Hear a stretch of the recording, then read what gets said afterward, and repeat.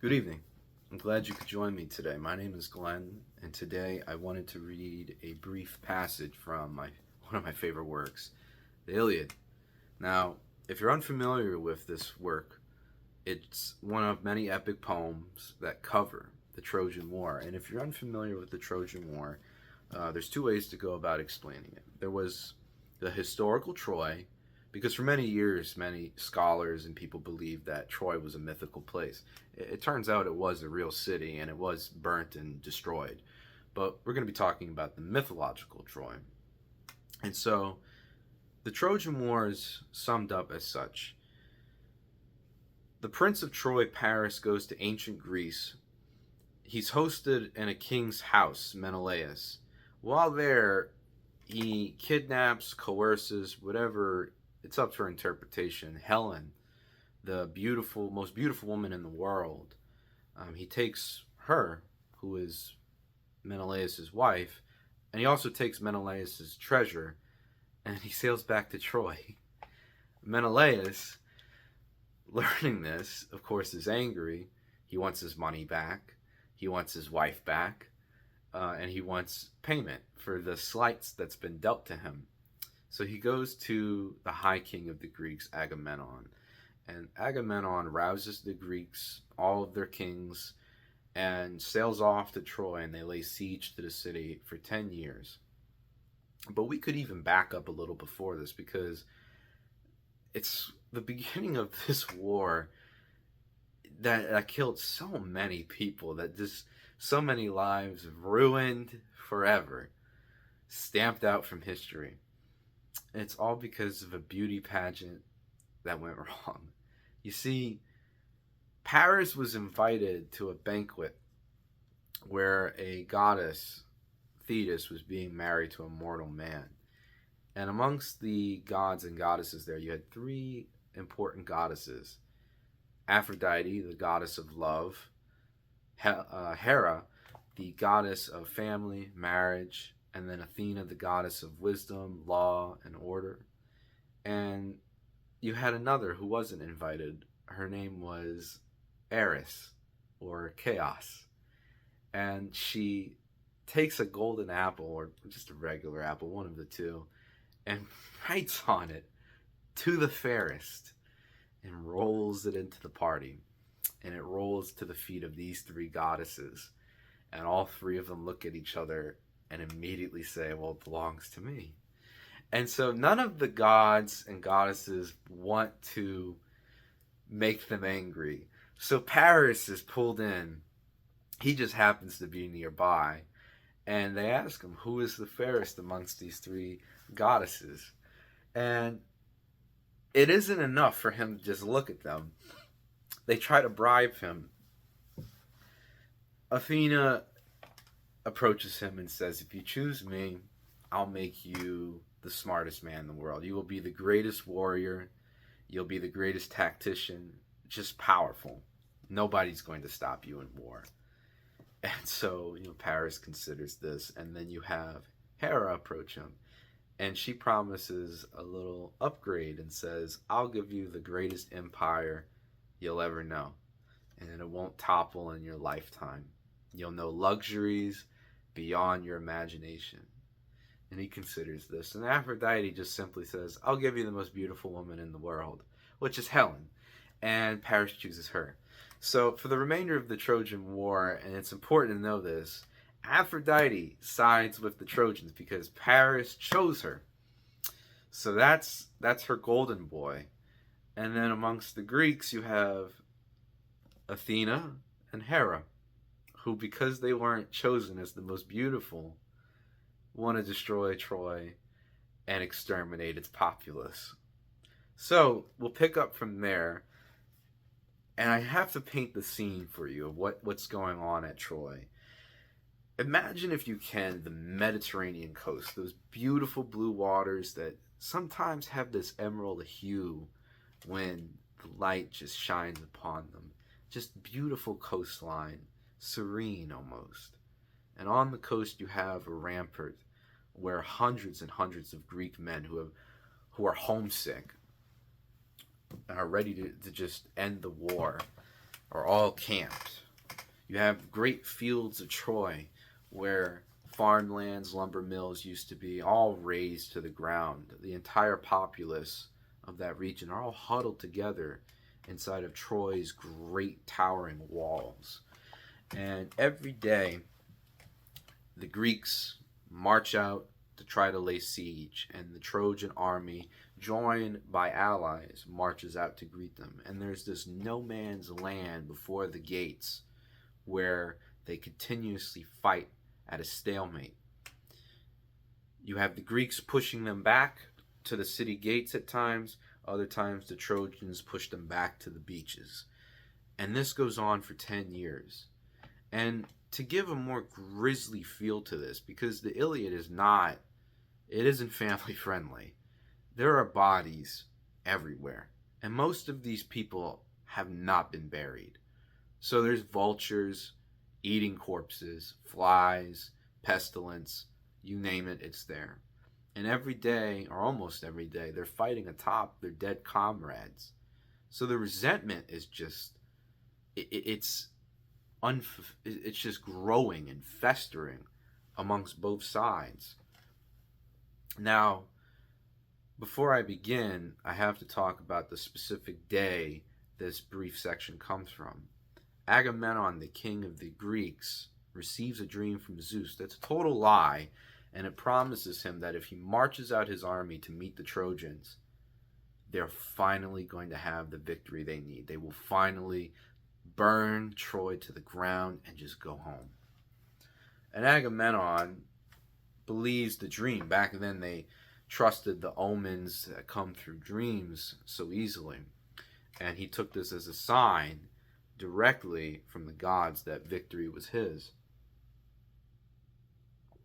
And so he rouses up his men and they go to march against the Trojans. And on this particular day, the gods intervene, but they don't intervene directly. Usually in the Iliad and even in the Odyssey, they don't come in with their true forms. They usually take the form of a stranger, maybe a comrade that a soldier knows, and they usually just rouse someone up. They help them in battle occasionally, or they take a form to trick somebody. And Athena, impressed with my favorite character, Diomedes, approaches him and gives him the ability to see the gods' true forms. So on the battlefield, he has the ability to discern who is mortal and who is immortal. And he's only given one rule. If he comes up against a god, he needs to back down. The only god he's allowed to harm or attack is Aphrodite. And so Diomedes goes into battle, and he's just one of the greatest warriors the Greeks have. He's killing men left and right, pushing towards the city. And out of the Trojan formation comes Aeneas. And Aeneas is considered the second best fighter next to Hector, who is the king of Troy's one of his sons. And Aeneas and Diomedes clash in this no man's land, dealing each other blow after blow until Diomedes gets the upper hand and nearly kills him. And in that moment, just before he delivers the mortal blow, Aphrodite comes in directly because that's her son. And in this moment that you never see in Greek mythology, and I love it so much, Diomedes wounds her. Now all he does is just cut her wrist like a paper cut. But this is enough to make her scream and cry, and she runs off and just is devastated that she was injured. And she leaves her son there because she's so insulted that a mortal had delivered such a physical blow to her. And down comes Apollo, one of the sons of Zeus, and he's defending Aeneas, ensuring that Diomedes won't kill him, because it is not his destiny to die that day. And so Diomedes almost has a moment of hubris, and he attacks Apollo 3 times. And on the third, Apollo snaps and almost kindly tells him that if you do this one more time, your life will be misery. And so Diomedes, coming back from the high of killing of so many people and being one of the best soldiers the Greeks have, he realizes he's about to earn the wrath of the gods. So he backs off and he takes his battalion and they retreat into the Greeks' rear, where there's many wounded Greeks who have been out of commission since the beginning of battle. And it's then that Ares, the god of war, descends, and taking on the form of a Trojan soldier, he just starts killing the Greeks left and right, pushing them really farther back. And Hera and Athena are just so angry at this that they decide it's time to directly interfere. Hera descends and takes on the form of an old soldier, and she rouses the wounded men back into battle. But Athena takes on her true form, and she approaches Diomedes, gives him a lecture about how he's not as good as his father, because she favored his dad quite a lot. And so we'll pick up with that right when she descends and begins to speak to Diomedes.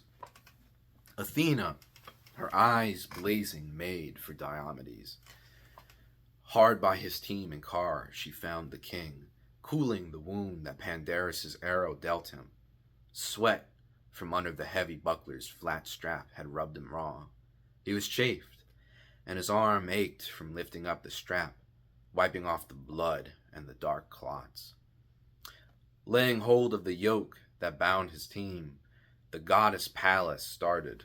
So, Tydeus' son is half the size of his father, and he was short and slight, but Tydeus was a fighter. Even then, when I forbade him to go to war or make a show of himself in others' eyes, that time alone, apart from his men, he marched the message into Thebes, filled with hordes of Thebans. I told him to banquet in their halls and eat in peace, but he always had that power, that courage from the first. And so he challenged the brave young blades of Thebes to tests of strength and beat them all with ease. I urged him on with so much winning force. But you, Tydides, I stand by you as well. I guard you too. And with all goodwill I say, fight it out with the Trojans here. But look at you. Fatigue from too much charging has sapped your limbs. That, or some lifeless fear, has paralyzed you now. So you're no offspring of Tydeus, the gallant, battle-hardened Aeneas' son. And powerful Diomedes bowed to her at once. Well I know you, goddess, daughter of storming Zeus. And so I will tell you all gladly. I'll hide nothing. It's not some lifeless fear that paralyzes me now, no flinching from combat either. It's your own command still ringing in my ears, forbidding me to fight the immortals head on, all but one of the blessed gods, that is. If Aphrodite, daughter of Zeus, slips into battle, she's the one to stab with my sharp bronze spear. So now, you see, I've given ground myself, and told my comrades to mass around me here. Too well I know that Ares leads the charge. But the goddess roused him on, her eyes blazing. True son of Tydeus, Diomedes, joy of my heart, forget the orders. Nothing to fear, my friend, neither Ares nor any other god. You too, I'll urge you on with so much winning force. Up now, lash your racing horses at Ares first. Strike him at close range. No shrinking away here before that headlong Ares. Just look at the maniac, born for disaster, double-dealing, lying, two-faced god. Just now he promised me and Hera. The war god swore he'd fight the Trojans, stand behind the Argives. But now, look, he's leading the Trojan rampage, his pledges thrown to the winds. With that challenge, Athena leveraged Sthenelus out the back of the car. A twist of her wrist, and the man hit the ground, springing aside as the goddess climbed aboard, blazing to fight beside the shining Diomedes. The big oaken axle groaned beneath the weight, bearing a great man and a terrifying goddess. And Pallas Athena seized the reins and whip, lashing the racing horses straight at Ares. The god was just stripping giant Periphas bare, the Aetolians' best fighter, Achilles' noble son. The blood-smeared Ares was tearing off his gear, but Athena donned the dark helmet of death, so not even stark Ares could see her now. But the butcher did see Tydeus' rugged son, and he dropped gigantic Periphas on the spot where he'd just killed him, ripped his life away, and Ares whirled at the stallion breaking Diomedes, and the two of them closing fast, charging face to face, and the god thrust first over Tydeus' yoke and reins, with bronze spear burning to take the fighter's life.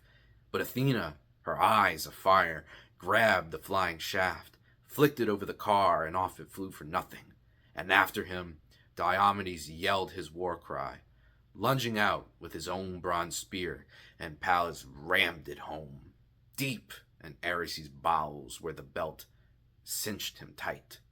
There Diomedes aimed and stabbed.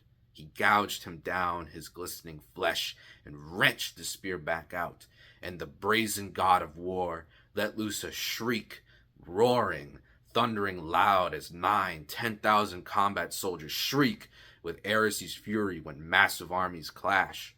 A shudder swept all ranks, Trojans and Argives both, terror-struck by the shriek the god let loose.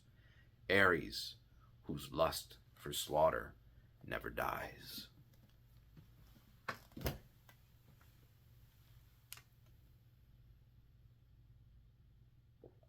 So now, you may be wondering, Glenn, that was a nice passage, but what does it mean? Why is it relevant? What's important about it? Well, you have the surface level just of the story where, Diomedes wounds the god of war so badly that he shrieks out in such a horrific manner. But take it this way, and it's very simple. In every aspect of your life, there's an Ares, and he's ravaging some semblance of order you may have. And like a disease, he continues to ravage it and weaken you. In many ways, and at least in my eyes, I find Ares to be more of a god of chaos and hedonism and destruction than most of the other gods within Greek mythology. And it wasn't just convenience or cool factor that the ancient bards chose Athena, the goddess of law, order, wisdom, discipline, to be the one who directs the spear into stopping Ares' carnage. And so, simply put, wherever Ares may be in your life,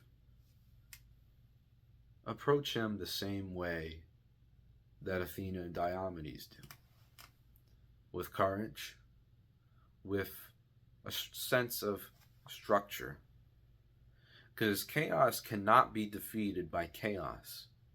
Only order can satiate it. Only order and law can add structure and stability back into your life. Maybe that means sharpening a discipline that you have. Maybe it means reassessing an ethical code. Maybe it means establishing an objective metric to hold yourself accountable to. But unless you do these things, Ares will continue to ravage your life. And it's very simple, but often we forget this. There's a lot of things in life we may not have power over on an individual level, but the one thing that we do is power over ourselves. It's not easy And it's never going to be easy. But the Greeks and those before them had the tools. We're not perfect, and sometimes our sense of law and order is imperfect as well. But it's always important to realize that those tools are so necessary for establishing a stable foundation for your life. And with the objective metrics of law, of order, and with the guidance of wisdom, you can direct yourself to what your heart desires in life. And that's all. It's really simple, but sometimes we need to be reminded of that. And so, just remember, life's a blessing. Be sure to enjoy it. Have a good night.